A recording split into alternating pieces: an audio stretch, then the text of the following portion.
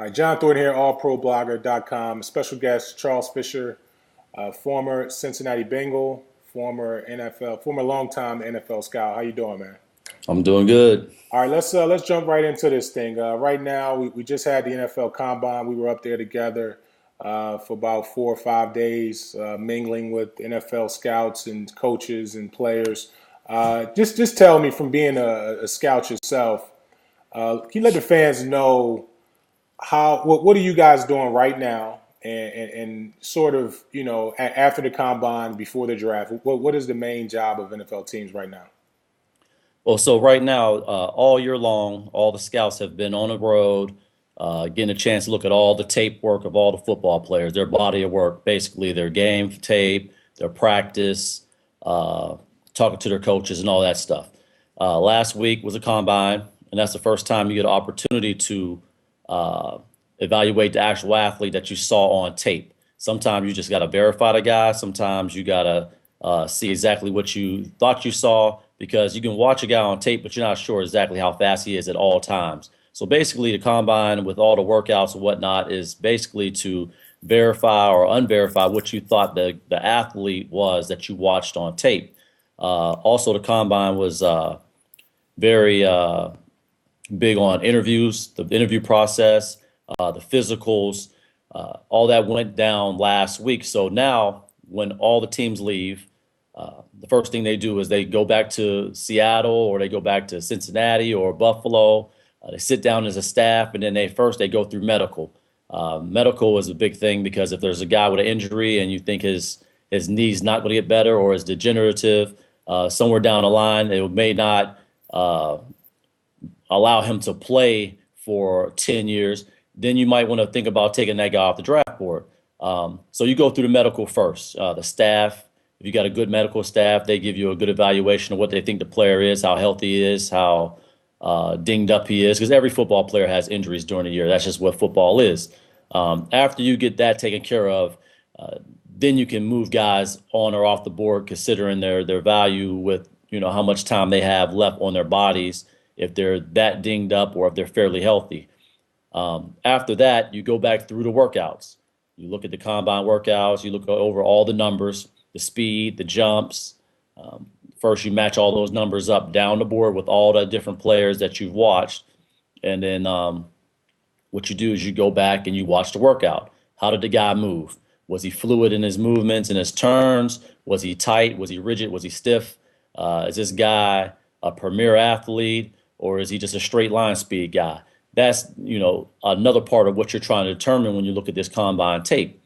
After you evaluate the combine tape again, a lot of teams, what they'll do is have their scouts evaluate the tape, give their guys a grade on that tape, and that grade also goes on their draft board card. After that, um, what you do is you go back and you go over the interviews. How did this guy interview? Everyone wants to know, how did Cam Newton interview? Was he good on the board? How did he do with when they brought in different coaches, and they put him on the board and they showed him different schemes and different plays? Could he draw them up? Did he know what he was doing? Was it all something that he can functionally do when he gets to the next level? When he gets to the NFL, is he going to be way behind? If he is going to be behind, can we catch him up to speed? Is he ever going to be able to read the defense in the NFL? Is he ever going to be able to take the whole volume of the playbook? After you figure that out, the next thing you do is you go out and you measure what you saw on tape with what you saw at the combine, and then you decide, okay, where is this player going? Are we going to move him up, or are we going to move him down? Uh, if a guy was, a tweener, and you thought he was maybe a little slower, he comes in, he blows the combine up, he runs a 4.4, then you got to think about moving him up the board a little bit. If the guy comes in, like Patrick Peterson comes in and he blows it up, you thought he was going to blow it up, then he stays where he's going to be. If a guy comes in and he's way slower than you ever thought he was and didn't look very athletic, then you have to determine, is what you saw on tape, what you really saw on tape. You have to go back and take a look at it, because one thing you got to know is, some guys run faster at the combine than they play on tape. Some guys play way faster on tape than they actually run in real life.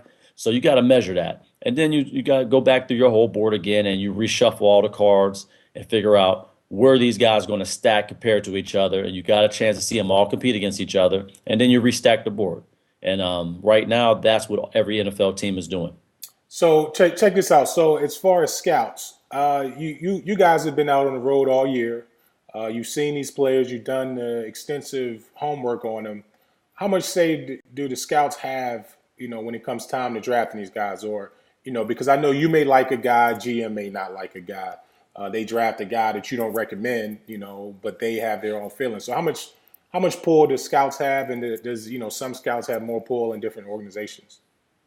Some scouts have more pull in other organizations than some. I mean, in some organizations, the scouts have no pull. I've heard of stories of scouts being basically kicked out of the draft room when the time came to actually make a decision.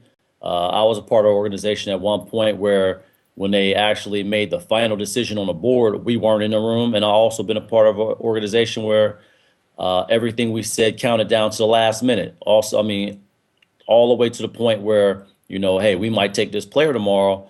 You better say your last piece and let us know what you think.